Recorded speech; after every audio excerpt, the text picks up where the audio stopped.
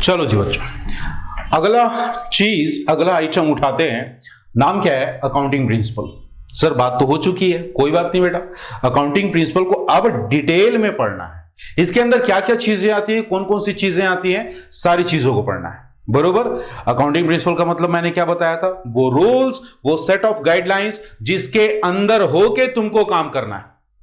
मतलब ये कुछ रूल्स हैं जिसको आप तोड़ नहीं सकते अगर आप अकाउंटिंग करना चाहते हो। बरोबर मेरी बात? तो यहां पे एक लिस्ट मैंने दे रखी है, स्क्रीन पे देखिए। यहां पे जो लिस्ट है, these are our accounting principles. बरोबर। बारी बारी से एक एक आइटम उठाएंगे, समझते चलेंगे। कोशिश करना आप भी एग्जांपल्स को, या फिर जहां पे आपको लगता है कि इसको नोट करना चाहिए, डेफिनेटली आप उसको नोट करके चलेंगे। पहला item, first item, accounting entity और बिजनेस एंटिटी प्रिंसिपल। कुछ याद आ रहा है क्या? हाँ, लास्ट क्लास में मैंने आपको बताया था, चैप्टर नंबर 2। ठीक है, कोई बात नहीं, एक बार और देखते हैं। ठीक है, मैंने बोला यहां पे ओनर, वहां पे बिजनेस, यहां पे ओनर, वहां पे बिजनेस।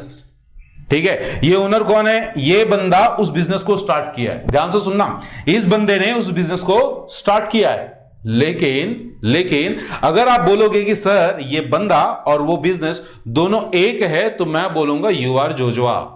मेरे बच्चे, पहले हमारी बात हो चुकी है। हमने बोला कि ये बंदा और उस बिजनेस के बीच में क्या है? बीच में है दीवार। क्या है? दीवार। और दीवार का नाम क्या है? Separate entity concept, business entity concept, जो बस एक बात बोलता है। क्या बात? कि ये ओनर और उसका business, owner and the business both are separate, दोनों अलग है, एक नहीं है। लास्ट क्लास में, लास्ट वीडियो में मैंने यही बात बोली थी बेटा, ध्यान से सुनना। अगर मैं दोनों को एक मान लूं तो इसके सारे पर्सनल खर्चे, इस बंदे के सारे पर्सनल खर्चे वहां पे रिकॉर्ड होंगे। घर के लिए आटा ले आया, रिकॉर्ड करो बिजनेस में। पिकनिक चले गए, रिकॉर्ड करो बिजनेस में। वाइफ के लिए ज्वेलरी ले आया, रिकॉर्ड करना पड़ेगा बिजनेस में। अपनी पर्सनल बाइक में पेट्रोल डलाया, रिकॉर्ड करना पड़ेगा बिजनेस में। अब ये सारे खर्चे तुम अगर अपने बिजनेस में रिकॉर्ड करोगे तो कभी सोचो तुम्हारे बिजनेस का सही प्रॉफिट लॉस कैलकुलेट हो पाएगा? इम्पॉसिबल है मेरे बच्चे, इम्पॉसिबल। दैट इज वाई दोनों के बीच में दीवार बनाई गई और दीवार का नाम रखा हमने बिजनेस एंटिटी कॉन्सेप्ट। बस इतनी सी बात है। Read the text, read the dialogue, सारी चीजों को आपको एक बार पढ़ लेना है, फिर हम चलते हैं आगे। चाहो तो वीडियो पॉज करके आप आराम से पढ़ सकते हो। Second point, money measurement principle. इसकी भी बातें पहले हो चुकी हैं। क्या होता है मनी मेजरमेंट प्रिंसिपल?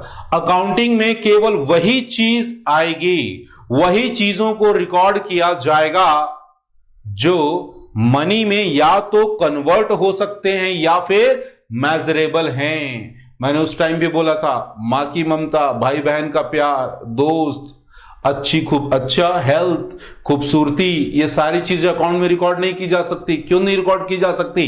क्योंकि हमारे पास काम कौन सी चीज कर रही है? Money measurement principal. मनी में जो मेजरेबल है या फिर कन्वर्टेबल है, मेजरेबल या कन्वर्ट। या तो आप किसी चीज को मनी में मेजर कर सकते हो, नाप सकते हो कि कितने रुपए का होगा, या तो किसी चीज को मनी में कन्वर्ट कर सकते हो। और अगर नहीं कर पा रहे हो तो बड़े प्यार से बेटा उसको साइड में रख देने का, छोड़ देने का, उसको अकाउंट्स में कवर अप नहीं करने का। Is that clear? बोलो हाँ या ना। Third, accounting period principle. देखो स्क्रीन पे क्या लिखा है, अकाउंटिंग पीरियड प्रिंसिपल। टेक्स्ट को रीड करना है और ध्यान से मेरे साथ समझना है। ध्यान से यहां फोकस करो, समझो what is accounting period principle. मेरे बच्चे, इससे पहले ना मैंने एक और असम्पशन, एक कॉन्सेप्ट आपको कराया था। क्या बोला था? Going concern concept. Going concern concept क्या बोला था? कि आप अपना बिजनेस इन्फिनिटी तक जाने दोगे, फोर्सिबल फ्यूचर तक बिजनेस को ना तो स्केल डाउन करना है और ना ही क्लोज करना है। अब एक छोटी सी बात बताओ, तुम जानना चाहते हो अपने बिजनेस का प्रॉफिट या लॉस, ठीक है? अब एक बात बताओ, किसी चीज की स्टार्टिंग पॉइंट तो पता है, किस दिन बिजनेस स्टार्ट करेंगे वो पता है, लेकिन किस दिन बिजनेस क्लोज होगा, मतलब एंडिंग पॉइंट नहीं पता। तो क्या एक्चुअल में प्रॉफिट लॉस कैलकुलेट कर पाओगे? क्या ये पॉसिबल है?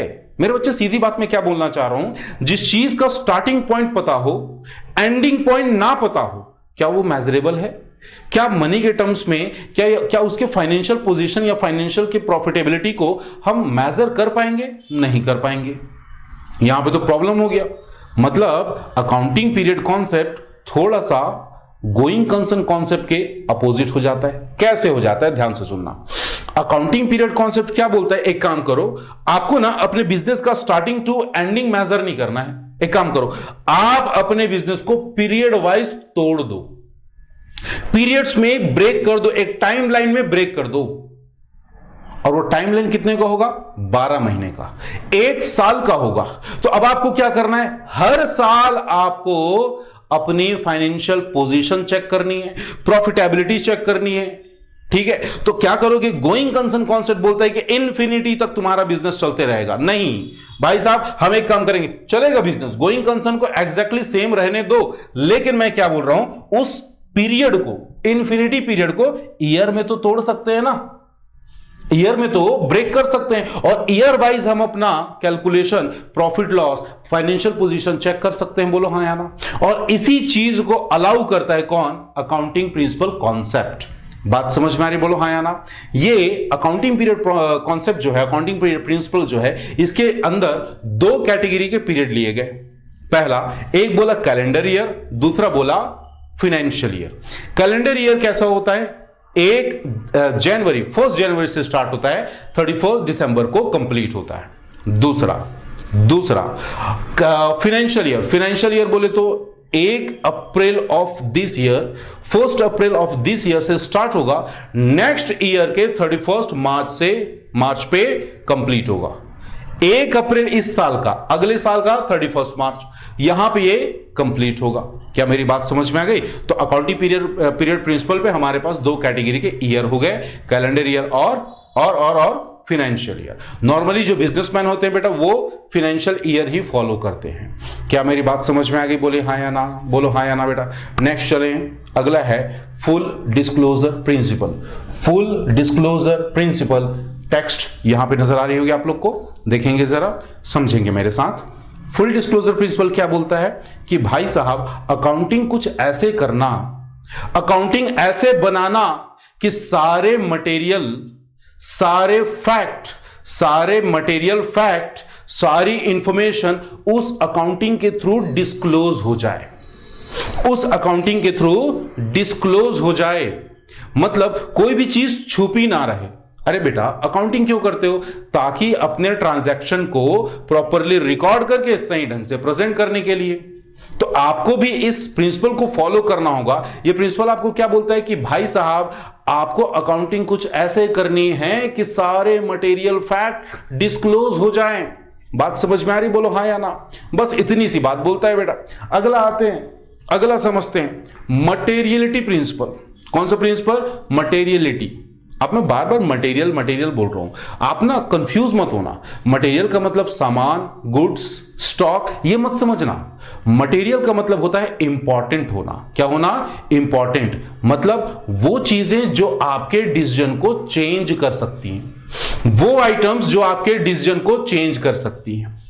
बरोबर, नहीं समझ में आया। चलो इसको एक छोटे से एग्जांपल समझो। ये आप हो, बरोबर, आप जा रहे हो अपने स्कूल, ठीक, आप गए और रास्ते में आपको पता चला कि भाई साहब, आपके 50 पैसे कहीं पे गिर चुके हैं। क्या बोला मैंने, 50 पैसे आपने कहीं गुमा डाले, रास्ते में गिर गए, आपको याद आ रहा है। अब आप बताइए, स्कूल जाना छोड़ के वापस उसको ढूंढने जाओगे या स्कूल ही चले जाओगे। आपने डिसीजन क्या लिया था कि मैं घर से निकलूंगा, स्कूल जाऊंगा, घर से निकलूंगा, कहां जाऊंगा, स्कूल जाऊंगा। आपने तो यह सोच के रखा था। क्या उस 50 पैसे के लिए आप अपना डिसीजन चेंज कर दोगे? नहीं करोगे, जहां तक मुझे लगता है नहीं करोगे। अब अगला पॉइंट, मान लो वो 50 पैसे नहीं थे, 50 रुपए थे, बरोबर। अब बताओ, क्या अब आपका डिसीजन चेंज हो जाएगा? मुझे लगता है अब भी आपका डिसीजन चेंज नहीं होगा। ठीक है, अब आगे सुनना। अब आपको पता चला वो 50 रुपए नहीं थे, कितने गुमे हैं रास्ते में? 500 रुपए गुम चुके हैं। कितने? 500 रुपए। अब बताओ, क्या अब तुम्हारा स्कूल जाने का डिसीजन चेंज हो जाएगा? बिल्कुल चेंज हो जाएगा। मुझे ऐसा लग रहा है, हो सकता है आपके लिए 5 लाख भी कुछ ना हो, 5,000 भी कुछ ना हो, बट हम ये मान के चल रहे हैं। तो मेरे बच्चे, आपके लिए मटेरियलिटी लेवल कितना हो गया? 500 रुपए। मतलब तुम्हारा डिसीजन कब चेंज हुआ? जब बात आई 500 रुपए की। जब 500 रुपए की बात आई तब तुम्हारा डिसीजन चेंज हुआ। तो मैं बोल सकता हूं कि यहां पे आपके लिए मटेरियल थिंग, मटेरियलिटी का कॉन्सेप्ट उस 500 रुपए से स्टार्ट होगा।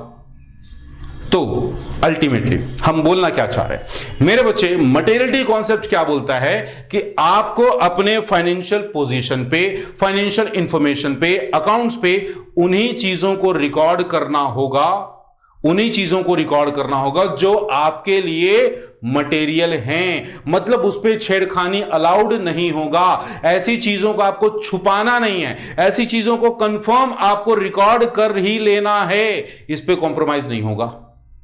बात समझ में आ गई? बोलो हाँ या ना। इसका मतलब यह हुआ छोटे मोटे खर्चे, छोटे मोटे खर्चे बिजनेस के लिए रिकॉर्ड नहीं किया जाएंगे। अच्छा, materiality concept business to business, business के नेचर पे डिपेंड करता है। जैसे कि आपके लिए मटेरियल कितना है? 500 रुपए। मेरे लिए कितना मटेरियल? 500 रुपए। क्या लगता है अंबानी, टाटा, इनके लिए भी 500 रुपए मटेरियल होगा? रास्ते में उनका 500 रुपए गिर जाए तो क्या वो अपनी गाड़ी मोड़ के वापस उसको खोजने जाएंगे? बिल्कुल नहीं जाएंगे। क्यों नहीं जाएंगे? उनके बिजनेस का साइज काफी बड़ा है। हमारे बिजनेस का, हमने जो अज्यूम करके रखा है, हमारे बिजनेस का साइज काफी छोटा है, तो वहां पे हमारे लिए 500 रुपए मायने रखते हैं। अंबानी के लिए बिल्कुल नहीं बेटा, उसके लिए 50,000 भी मायने नहीं रखेगा। क्या मेरी बात समझ में आ रही है? तो उसके लिए मटेरियलिटी का लेवल ज्यादा होगा, आपके लिए कम होगा। तो मटेरियलिटी का जो प्रिंसिपल है वो बिजनेस टू बिजनेस वैरी करेगा। बात समझ में आ गई? Is that clear? बोलो हाँ या ना, फटाफट हाँ या ना बोल बेटा। Is that clear? एक बार रीड कर लेंगे फिर अपन आगे चलते हैं। नेक्स्ट है प्रूडेंस। प्रूडेंस या कंजर्वेटिज्म अप्रोच। प्रूडेंस या कंजर्वेटिज्म अप्रोच बोलो, प्रिंसिपल बोलो, कॉन्सेप्ट बोलो, क्या होता है? सबसे पहले तो बेटा इस कॉन्सेप्ट को समझने के लिए आपको एक नमूने के लिए समझना होगा, नमूने के बारे में समझना होगा। नमूने का नाम क्या है? कंजूस। कौन है ये? कंजूस बंदा है, ठीक है। गंगू तेली नाम है इसका। क्या नाम है? गंगू तेली। ये बंदा क्या होता है? मैं इसके पास जाता हूं, बोला गंगू भाई ऐसा है कि मुझे अपनी कोचिंग की फीस जमा करनी। क्या करनी है? कोचिंग की फीस। बोले कितनी है? 50,000 रुपए। तो 50,000 क्या आप मुझे दे सकते हो? अब आप मुझे बताओ, अगर ये बंदा कंजूस है, अगर ये बंदा कंजूस है तो क्या आपको 50,000 ऑन द स्पॉट इंस्टेंटली पे कर देगा? कभी नहीं, कभी पे नहीं करेगा। तो क्या करेगा? ये आपको ना अपने फ्यूचर में होने वाले खर्चों के बारे में बताएगा कि भैया मैं आपको कैसे लोन दे सकता हूं, अगले महीने तो मेरे बच्चे की शादी है, अगले महीने बेटी की पढ़ाई करानी है, अगले महीने मुझे ये सारी चीजें करनी, घर का रिनोवेशन कराना है। ये सारे ना वो बहाने बनाना स्टार्ट करेगा। और मजे की बात क्या है पता है बेटा? ये जो कंजर्वेटिज्म अप्रोच है, ये जो प्रूडेंस अप्रोच है, आपको भी कंजूस बनने के लिए बोलता है। Single line, whole definition. Don't expect the future profit but be ready for the future losses. कंजूस बनो। प्रूडेंस क्या बोलता है? कंजूस बनो। कंजूस क्या बोलता है कि बाद में होने वाले प्रॉफिट को मैं आज से इंजॉय नहीं करूंगा, आज से रिकॉग्नाइज नहीं करूंगा, लेकिन हां बाद में कोई लॉस, कोई खर्चा, कोई लायबिलिटी होने वाली है, उसके लिए मैं आज से रेडी रहूंगा। और यही बात कंजर्वेटिज्म अप्रोच भी बोलता है बेटा। Very important, very materialistic, very logical. Don't expect the future profit but be ready for future losses. क्या यहां तक मेरी बात समझ में आ गई? टेक्स्ट जरूर रीड करना है, समझना है और थोड़ी सी बातों को याद भी रखनी है। Is that clear? चलिए, यहां नाम है कॉस्ट कॉन्सेप्ट या हिस्टोरिकल कॉस्ट प्रिंसिपल। ठीक, एक एग्जांपल सुनो, उसके बाद ना टेक्स्ट या फिर उसके बाद लैंग्वेज की बात करेंगे। ठीक, ध्यान समझना। ऐसा हुआ, यहां पे बैठी है मीना और यहां पे बैठी है रीना। यहां पे मीना, यहां पे रीना। मीना के पास मान लो डायमंड है और इसके पास मान लो स्टील है। ये डायमंड बेचती है और ये स्टील बेचती है, और मान के चलते दोनों के दोनों बुद्धू हैं। कैसे हैं बेटा? जोजवा हैं। तो मीना के पास मैं जाता हूं, मैं बोलता हूं मीना डायमंड मुझे परचेज करनी है, एक डायमंड कितने में दोगी? डायमंड का एक्चुअल प्राइस था 2 लाख रुपए। कितना? 2 लाख। लेकिन बोलते, मैंने क्या बोला? वो क्या है? जोजवा है। तो उसने बोला कि आपने एक काम करो, 10,000 में एक डायमंड ले जाओ। उसके लिए तो 10,000 भी बहुत है, जोजवा पर्सन के लिए 10,000 भी काफी होते। तो मीना ने बोला कि सर आप ना 10,000 में एक डायमंड ले जाओ। मैंने बोला वेरी गुड, ठीक, बन गया काम। 10,000 में डायमंड ले आया मैं। बरोबर मेरी बात? बोलो हाँ या ना। अब आगे सुनना। रीना के पास गए, उसके पास स्टील पड़ा है, 1 kg स्टील सोचो कितने का आएगा? मान लेते हैं 100 रुपीज का, बरोबर। मैंने बोला रीना 1 kg स्टील चाहिए मुझे। रीना बोलती है सर 1 kg स्टील ना आपको 5,000 रुपए में पड़ेगा। कितने में? 5,000। 100 की चीज 5,000 में बेच रही है, वो भी बुद्धू है, वो भी जोजवा है, ध्यान से समझना। उसने 5,000 में बेचे, ठीक। तो मेरे पास दो चीजें आ गई, एक तो डायमंड आ गया 2 लाख रुपए का डायमंड 10,000 में, दूसरा 100 रुपए की स्टील 5,000 में। अब सवाल यह है कि जब मैं अपना अकाउंटिंग करूंगा तो डायमंड को कितने रुपए में रिकॉर्ड करूंगा? डायमंड की एक्चुअल वैल्यू कितनी है? 2 लाख रुपए। मैंने कितने में खरीदा? मात्र 10,000 में खरीदा। तो अब सवाल यह है कि अकाउंटिंग में उसको कितने रुपए पे रिकॉर्ड किया जाएगा? तुम लोग सोच के बताओ, कितने रुपए पे रिकॉर्ड किया जाएगा? मेरे बच्चे, प्रॉब्लम है, एक कॉन्सेप्ट है, एक मुश्किल है, एक लिमिटेशन है कि मुझे उस 2 लाख रुपए के डायमंड को 10,000 में रिकॉर्ड करना पड़ेगा। सर क्यों? Cost concept. और सुनो, वहां पे जो रीना से मैंने 100 रुपए का स्टील लिया था, कितने में लिया? 5,000 में लिया। 5,000 में लिया तो उसको मुझे कितने पे रिकॉर्ड करना पड़ेगा? 5,000 पे, 100 रुपए पे नहीं। क्यों? Cost concept. Sir cost concept होता क्या है? सॉरी, ध्यान से समझना।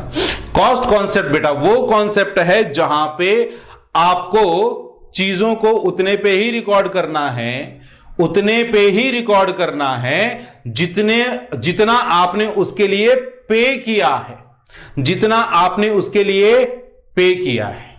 जिस टाइम आप उसको खरीद रहे थे, जितना आपने उस टाइम पे किया है, आप उतने पे ही रिकॉर्ड करोगे, ना ज्यादा ना कम। बोलो हाँ या ना? Is that clear? हाँ, बाद में उसमें डेप्रिसिएशन लगेगा और कुछ होगा, वो बात की बात है। बट कॉस्ट कॉन्सेप्ट बोलता है बेटा कि जो चीज के लिए जितना आप पे करते हो या जितना पे करने की लायबिलिटी क्रिएट की जाती है, रिकॉर्डिंग भी उतने में होगा। भले वो डायमंड 2 लाख रुपए का था, लेकिन मैंने खरीदा 10,000 में, तो 10,000 में खरीदा तो मुझे रिकॉर्ड करना पड़ेगा कितने में? 10,000 में। बात समझ में आ गई? अब पढ़ो टेक्स्ट, क्या लिखा है ध्यान से पढ़ो। क्लियर? वीडियो पॉज करो, आराम से पढ़ो, समझो। अगला पॉइंट वेरी इंपॉर्टेंट बेटा, ये ना आपके टीचर्स का फेवरेट टॉपिक है, ठीक है। नाम क्या है? Matching principal, matching concept. Matching principal या मैचिंग कॉन्सेप्ट। मैचिंग प्रिंसिपल क्या होता है? ध्यान से एक लाइन में सुनना। क्या होता है? सिंपल सी बात, जिस पीरियड का आप रेवेन्यू कैलकुलेट कर रहे हो, आपको एक्सपेंस भी उसी पीरियड के लेने होंगे, ना बाद के ना पहले के। जिस पीरियड का रेवेन्यू कैलकुलेट किया गया, उसी पीरियड का ही एक्सपेंस काउंट होगा, उसी पीरियड का ही इनकम काउंट होगा। उससे ना पहले का होगा ना ही बाद का होगा। कैसे होगा? ध्यान से समझना। फॉर एग्जाम्पल, ये जो टाइमलाइन आपको नजर आ रहा है स्क्रीन पे, इस टाइमलाइन पे मैंने पूरे साल भर में मान लो 2 लाख रुपए की रेवेन्यू जनरेट की। कितने की? 2 लाख रुपए की। खर्चे के लिए हम बस एक एग्जांपल लेंगे, रेंट पे करते हैं। हम अपने जिस शॉप में चलाते हैं ना, वहां रेंट पे करते हैं। रेंट है पर मंथ 10,000, ठीक। इस साल मैंने रेंट दिया केवल 8 महीने का, तो टोटल मैंने रेंट पे कर दिया कितना? 80,000 रुपए। बोलो हाँ या ना? अब अगर कोई बोलेगा कि बताइए आपका प्रॉफिट कितना है, तो रेवेन्यू कितना हुआ था मेरा? 2 लाख। रेंट कितना पे किया? खर्चे के नाम पे क्या लिया मैंने? रेंट कितना पे किया? 80,000। प्रॉफिट कितना हुआ? 1,20,000। गलत मेरे बच्चे, गलत हो गया। अब ध्यान से सुनो, गलत क्यों हुआ? मैंने क्या बोला था? तुमने प्रॉफिट कितने दिन का लिया? पूरे साल भर का। साल भर में जो बेचा उससे 2 लाख रुपए कमाए। बोलो हाँ या ना? तो बेटा किराया 8 महीने का क्यों ले रहे हो? किराया भी तुम्हारे पूरे 12 महीने का होगा। तो 12 महीने का किराया कितना होगा? 1,20,000। 10,000 multiply 12, 1,20,000। 2 lakh minus 1,20,000 comes to 80,000। तो आपका एक्चुअल प्रॉफिट 80,000 होगा। और यही बात मैचिंग प्रिंसिपल बोलता है कि जिस पीरियड का रेवेन्यू आपको कंसीडर करना है, उसी पीरियड का, ना पहले का ना बाद का, उसी पीरियड का आपको एक्सपेंस भी काउंट करना है, एक्सपेंस भी कंसीडर करना है। क्या मेरी बात यहां तक समझ में आ गई? Read the text, understand the concept, then will go further. The second point, next point is dual aspect और डुअलिटी प्रिंसिपल. डुअल एस्पेक्ट और डुअलिटी प्रिंसिपल, ये क्या चीज होती है? डुअल एस्पेक्ट या डुअलिटी प्रिंसिपल वो चीज होती है बेटा जो हमको एक बात बोलती है, बस एक बात, कि बेटा सुनो, जो भी ट्रांजैक्शन होंगे उसके दो प्रभाव पड़ेंगे, दो साइड बन जाएंगे, दो एस्पेक्ट बन जाएंगे, और आपको रिकॉर्डिंग भी ऐसी करनी है. ऐसा नहीं कि ट्रांजैक्शन को एक ही बार रिकॉर्ड किया छोड़ दिया. एग्जांपल सुनो, यहां पे मैंने पैसे दिए और एक मोबाइल मेरे पास आ गया. पैसा दिया, मोबाइल मेरे पास आ गया, मोबाइल को गुड्स मान लो, ठीक है. तो अब इसकी मुझे रिकॉर्डिंग करनी है, तो कैसे करूंगा? पैसा जाने की भी रिकॉर्डिंग करूंगा और मोबाइल के आने की भी रिकॉर्डिंग करूंगा. मतलब कोई भी ट्रांजैक्शन में दो पहलू होंगे, उन दोनों पहलू को रिकॉर्ड करना है. ऐसा नहीं कि आपने एक पहलू रिकॉर्ड किया, दूसरा पहलू छोड़ दिया. This will not be allowed. Is that clear? Duality principle की कहानी बस इतनी सी है. Is that clear? बोलो हाँ या ना. Revenue recognition, next topic, revenue recognition. Revenue recognition क्या बोलता है? ये भी बस सिंपल सी बात बोलता है बेटा, ध्यान से समझना. रेवेन्यू को तभी रिकॉग्नाइज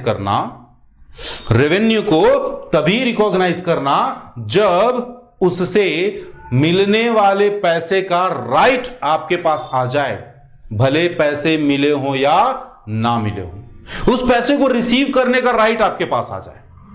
जैसे अगर मैं किसी के पास क्रेडिट में गुड्स सेल